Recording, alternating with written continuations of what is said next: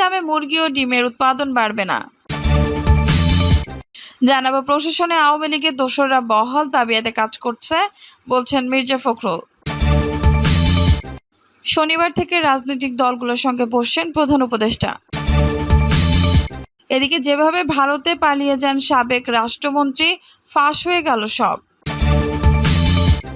এবং সর্বশেষ জানাবো বাংলাদেশের পুলিশ সংস্কারে সহায়তা করবে ইতালি, বলছে রাষ্ট্রদূত। দর্শক শুনছিলেন সংবাদ শিরোনাম, এখন বিস্তারিত। শনিবার থেকে রাজনৈতিক দলগুলোর সঙ্গে বসছেন প্রধান উপদেষ্টা। দেশের আইন ও শৃঙ্খলা পরিস্থিতি এবং রাষ্ট্র সংস্কারের লক্ষ্যে গঠিত 6টি কমিশনের কাজ নিয়ে শনিবার 5 অক্টোবর থেকে প্রধান রাজনৈতিক দলগুলোর সঙ্গে সংলাপ শুরু করবে অন্তর্বর্তী সরকার উপদেষ্টা পরিষদ। শফিকুল আলম বলেন, উপদেষ্টা পরিষদ রাজনৈতিক দলগুলোকে কমিশনের কাজে অগ্রগতি সম্পর্কে অবহিত করবে। উপদেষ্টারা আইন শৃঙ্খলা পরিস্থিতি নিয়ে তাদের রাজনৈতিক নেতাদের সঙ্গে মতবিনিময় করবেন এবং তাদের পরামর্শ নেবেন।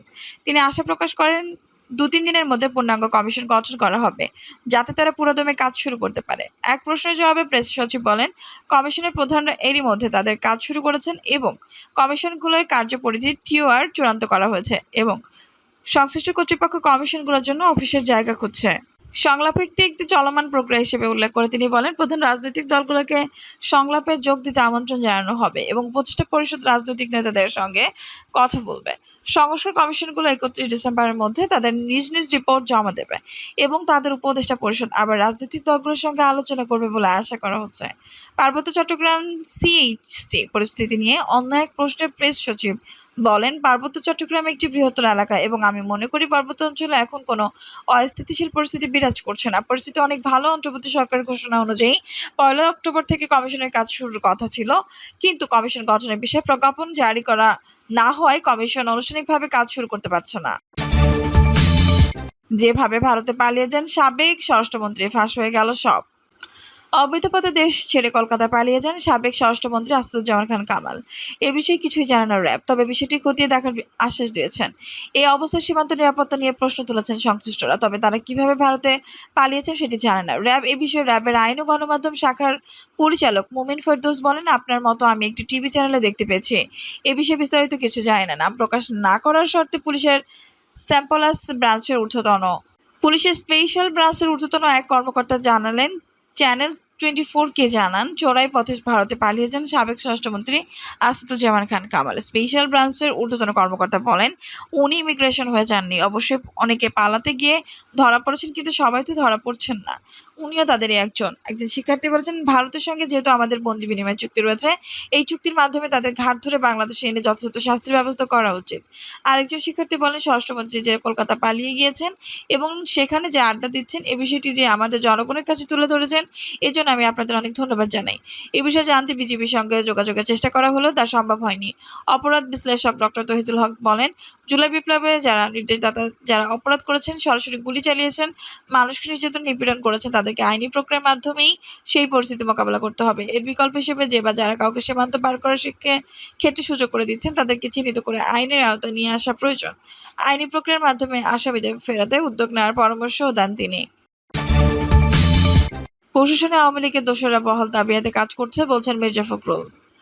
প্রশাসনে এখনো আওয়ামী লীগের দোসররা বহাল তাবিয়াতে কাজ করছে বলে মন্তব্য করেছেন বিএনপি মহাসচিব মির্জা ফখরুল ইসলাম আলমগীর।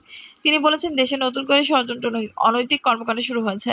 এইসব আওয়ামী লীগ দোসরদের চিহ্নিত করে ব্যবস্থা নিতে ব্যর্থ হলে এর দায় অন্তর্বর্তী সরকারের উপর পড়বে। ফখরুল বলেন, প্রায় 1 যুগ আগে গুম হয়েছেন বিএনপি নেতা সাজিদুল হক সুমন। গুম হওয়ার পর সাজিদুল হক সুমনের পরিবার মানসিকভাবে বিপদগ্রস্ত ও আতঙ্কগ্রস্ত। ছেলে সুমনের জন্য তার মা কাঁদতে কাঁদতে প্রায় অন্ধ হয়ে গেছেন। গুম হওয়ার এত বছর পর আবারও 30 সেপ্টেম্বর সেনাবাহিনী পরিচয় তাদের বাড়িতে অভিযান চালিয়েছে। সাজিদুল হক সুমনের ভাই সাইফুল ইসলামের শ্যামলকে তুলে নিয়ে যাওয়ার ঘটনায় পরিবারটি আতঙ্কিত হয়ে পড়েছে। অভিযানে পরিচালনাকারীরা মায়ের ডাকর সমন্বয়ক সঞ্জিতা ইসলাম তুলি সহ পরিবারের সদস্যদের গালাগাল ও চরম অশ্লীল আচরণ করে। তারা বাসার ছোট্ট শিশুর সঙ্গেও অমানুষের মতো আচরণ করে। বর্তমানে দেশে পতিত আওয়ামী লীগ ফ্যাসিস্ট সরকারের নির্দয় শাসন শোষণ থেকে মুক্তি পেলেও সঞ্জিতা ইসলাম তুলির ভাই সাইফুল ইসলাম শ্যামলকে বাড়ি থেকে উঠিয়ে নিয়ে যাওয়ার ঘটনায় দেশবাসী শঙ্কিত। তিনি বলেন, এই ধরনের হয়রানি মানে হলে বিপদগ্রস্ত পরিবারের সঙ্গে রসিকতা। বিগত আওয়ামী লীগ সরকারের আমলে করা মিথ্যা মামলায় নির্যাতিত সাইফুল ইসলাম শ্যামল তিনি রাজনীতির সঙ্গে জড়িত না হলেও কোনো অপরাধে তাকে তুলে নিয়ে যাওয়া হলো তা আমাদের বোধগম্য নয়। বিএনপির মহাসচিব বলেন, ফ্যাসিস্ট আওয়ামী লীগ শাসক গোষ্ঠীর নির্মম দুঃশাসন থেকে মুক্ত হয়ে জনজীবনে যে স্বস্তির বাতাস বইছে সেটিকেও নির্মূল করতে এই ধরনের ঘৃণ্য ঘটানো হচ্ছে, যা খুবই উদ্বেগজনক। দেশকে অস্থিতিশীল করার সঙ্গে জড়িত কুচক্রী মহলের অতৎপরতা বন্ধ করতে ইন্টারিম গভর্নমেন্ট জোরালো ভূমিকা পালন করবে, আমি দৃঢ় আশাবাদী। সিলিং দামে মুরগি ও ডিমের উৎপাদন বাড়বে না। কিছু লোক বলতে পছন্দ করেন যে পোল্ট্রি কোম্পানিগুলো মুরগি এবং ডিমের দাম নিয়ন্ত্রণ করে। এটা সত্য নয়। হাজার হাজার খামারি মুরগি ও ডিম উৎপাদন করেন। মুরগির দাম বা ডিমের দাম কেউ নিয়ন্ত্রণ করতে পারে না। সরবরাহের চেয়ে চাহিদা বেশি হলে দাম বেশি হয়। কৃষি বিপণন অধিদপ্তর প্রতিটি ডিমের সর্বোচ্চ পাইকারি মূল্য 11.01 টাকা নির্ধারণ করেছে। কাজী ফার্মার্স সরকার নির্ধারিত পাইকারি মূল্য নেমে ডিম বিক্রি করেছে। ঢাকার বর্তমান প্রতি ডজন ডিমের খুচরা মূল্য প্রায় 165 টাকা, যা প্রতি ডিম প্রায় 13.75 টাকা। ব্যবসায়ীরা কাজী ফার্মা থেকে প্রতিটি ডিম 11.01 টাকায় কিনে খুচরা বিক্রেতার কাছে বিক্রি করেন। তারা প্রতিটি ডিম 13.75 টাকা বিক্রি করেন। উৎপাদনের ঘাটতি বা কম হয় ডিমের খুচরা মূল্য, বেশি উৎপাদন কম, কারণ অনেক ডিমের খামার প্লাবিত হয়েছে এবং তাদের মুরগি বন্যায় পানিতে ডুবে মরে গেছে। ছোট ডিমের খামারগুলো প্রতিটি ডিম 12.20 টাকা থেকে 12.40 টাকার মধ্যে বিক্রি করছে এবং তারা কৃষি বিপণন অধিদপ্তর কর্তৃক ঘোষিত সর্বোচ্চ মূল্য মেনে নিতে পারছে না। প্রায় 80% ডিম ছোট খামার থেকে উৎপাদিত হয়, বাকি 20% ডিম কোম্পানি কর্তৃক উৎপাদিত হয়। তাই কোম্পানিগুলোকে কম দামে ডিম বিক্রি করতে বাধ্য করলে খুচরা মূল্যে কমবে না। এতে কেবল ব্যবসায়ী বা খুচরা বিক্রেতাদের দ্বারা প্রাপ্ত লাভের পরিমাণ বৃদ্ধি করে। সরবরাহ ঘাটতির সময় ডিমের উচ্চতা বাজারে মূল উৎপাদকদের আরও বেশি ডিমের উৎপাদনে উৎসাহিত করে। গত 2 বছরে অনেক ডিমের খামারি তাদের মুরগি বিক্রি করে উৎপাদন বন্ধ করে দিয়েছে। খাবারের দাম বেশি হওয়ায় খামারিরা লোকসান করছিলেন। ফিড তৈরির জন্য ব্যবহৃত বেশিরভাগ কাঁচামাল আমদানি করতে হয়। গত 2 বছরে টাকার প্রায় 40% অবমূল্যায়নের কারণে কাঁচামাল আমদানি অনেক ব্যয়বহুল হয়েছে। পোল্ট্রি ফিডের মূল্য বৃদ্ধিতে অনেক খামারি তাদের খামার বন্ধ করতে বাধ্য হয়েছেন।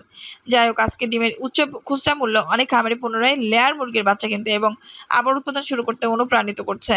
তাতে ঘাটতি কমে, ডিমের দামও কমে। তাই সরকার উচিত উৎপাদন বৃদ্ধি না হওয়া পর্যন্ত ডিম উৎপাদনকারীদের বেশি দামে ডিম বিক্রি করার অনুমতি দেওয়া। এইভাবে স্বাভাবিকভাবেই ঘাটতি মেটানো সম্ভব। 29 সেপ্টেম্বর কাজী ফার্মার্স চুক্তিবদ্ধ খামার থেকে প্রতি কেজি ব্রয়লার মুরগি 151 টাকা বিক্রি করে কৃষি বিপণন অধিদপ্তর ঘোষণা করেছে যে ব্রয়লার খামারিদের সর্বোচ্চ যে দামে বিক্রি করা উচিত তা হলো প্রতি কেজি 169 টাকা, যা কেজি ফার্মার ব্রয়লার মুরগির বিক্রির মূল্য সরকার নির্ধারণ মূল্য থেকে কম। এখন ঢাকায় ব্রয়লার খুচরার দাম প্রতি কেজি 190 টাকা। খুচরা বাজারে দাম বেড়েছে যেহেতু চাহিদা বেড়েছে। শিক্ষার্থীদের আন্দোলনের সময় ব্রয়লার খামারগুলো ব্যাপক ক্ষতির সম্মুখীন হয়েছিল যখন রেস্টুরেন্টগুলো বন্ধ ছিল এবং অনেক ব্রয়লার খামার এখনও লোকসানে চলছে। এটা আসার বিষয় যে ব্রয়লার দাম বেড়েছে, নয়তো অনেক ব্রয়লার খামারের ব্যবসা বন্ধ হয়ে যেত। গত 2 বছর ধরে প্রতিযোগিতা কমিশন ও জাতীয় ভোক্তা অধিকার সংরক্ষণ অধিদপ্তর মূল্য কারসাজির ভিত্তিহীন অভিযোগ এনে পোল্ট্রি কোম্পানিগুলোকে হয়রানি করছে। এই হয়রানি বিনিময়কে নিরুৎসাহিত করছে, যার কারণে ডিমের উৎপাদন ক্রমাগত কমছে। সরকারের উচিত পোল্ট্রি শিল্পকে হয়রানি বন্ধ করা। সরবরাহ বাড়াতে বিনিয়োগ প্রয়োজন। যতক্ষণ হয়রানি চলতে থাকবে ততক্ষণ এই বিনিয়োগ উৎসাহিত হবে না। বাংলাদেশের পুলিশ সংস্কারে সহায়তা করবে ইতালি, বলছে রাষ্ট্রদূত। ঢাকায় নিযুক্ত ইতালির রাষ্ট্রদূত আন্তোনিও আলেসান্দ্রো বলেছে, ইতালি বাংলাদেশের পুলিশ সংস্কার সহায়তা এবং দেশটিতে আনুষ্ঠানিক অভিবাসনের জন্য একসঙ্গে কাজ করবে। ঢাকায় নিযুক্ত ইতালির রাষ্ট্রদূত আন্তোনিও আলেসান্দ্রো বলেছেন, ইতালি বাংলাদেশের পুলিশ সংস্কার সহায়তা এবং দেশটির আনুষ্ঠানিক অভিবাসনের জন্য একসঙ্গে কাজ করবে। আলোচনা ইতালি নিরাপদ, সংগঠিত, নিয়মিত অভিবাসন, অর্থনৈতিক ও বাণিজ্য সহযোগিতা এবং পুলিশ সংস্কার প্রাধান্য পেয়েছে। নিউ ইয়র্কে জাতিসংঘ সদর দপ্তরে 1 সপ্তাহ আগে প্রধান উপদেষ্টা ও ইতালির প্রধানমন্ত্রী জর্জিয়া মেলোনির মধ্যে এক বৈঠক অনুষ্ঠিত হয়। সেই বৈঠকে ইউনুস ইতালিতে বাংলাদেশ থেকে আর বড় আকারের আনুষ্ঠানিক অভিবাসনের আহ্বান জানান। আর মেলেনি বলেন, উভয় দেশেরই অবৈধ অভিবাসন ঠেকাতে জোর প্রচেষ্টা চালানো উচিত। রাষ্ট্রদূত আলেক্সান্দ্রো বলেন, আমরা বাংলাদেশের অভিবাসীদের সুরক্ষা দিতে চাই। নিয়মিত অভিবাসনের প্রক্রিয়া আরো উন্নত করতে আমাদের কাজ করতে হবে। ইতালির রাষ্ট্রদূত অন্তর্বর্তী সরকারের সংস্কার প্রচেষ্টা প্রশংসা করে নিরাপত্তা বাহিনীর প্রশিক্ষণ সহ পুলিশ সংস্কারে ইতালি সহায়তার প্রস্তাব দেন। তিনি বলেন, আমাদের পুলিশ বেশ কয়েকটি দেশে সহায়তা দিয়ে থাকে। আলেসান্দ্রা আশা প্রকাশ করেন, 2 দেশের মধ্যে দ্বিপাক্ষীয় বাণিজ্য শীঘ্রই ঘুরে দাঁড়াবে। বর্তমানে 2 দেশের মধ্যে দ্বিপাক্ষিক বাণিজ্য প্রায় $2.5 বিলিয়ন। এছাড়া ইতালি দূতাবাস শীঘ্রই একটি চলচ্চিত্র উৎসব ও একটি বেলায় অনুষ্ঠানের আয়োজন করবে বলে জানান তিনি। দর্শক, এই ছিল এখনকার সর্বশেষ সংবাদ। নিউজটি ভালো লাগলে অবশ্যই একটা লাইক দিন, কমেন্টে আপনার মূল্যবান মতামত জানান। সবসময় আমাদের পাশে থাকতে সাবস্ক্রাইব করে বেল বাটনটি অন করে রাখুন। ধন্যবাদ।